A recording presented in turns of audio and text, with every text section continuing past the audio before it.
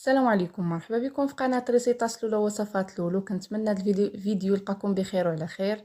اليوم غادي نحضروا كيك اسفنجي كيجي زوين، وكنقول الناس اللي تيشاهدونا مرحبا بكم معنا، وكنقول لكم شكرا على المتابعه ديالكم. واللي شاف هذا الفيديو يدير لنا لايك، الله يجزيكم بخير، لان اللايك هي اللي كيخلي الفيديو يتشاف اكثر.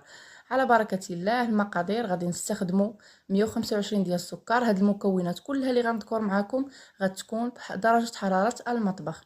عندي 3 البيضات كبار، وإلا كانوا عندكم حجم صغير غادي ديروا 4. هاد المكونات اللي ذكرت كلها تكون بدرجه حراره المطبخ، يعني ملي تبغوا تحضروا الكيك هاد المكونات تكونوا خرجتوها من قبل، عاد تخليوها واحد الساعه او نصف ساعه، عاد تبداو تحضروا بها الكيك باش يجي الكيك ناجح معكم من اول استعمال. هنا عندي 8 غرام ديال الفاني. وقبل ما نبدا نحضر في الكيك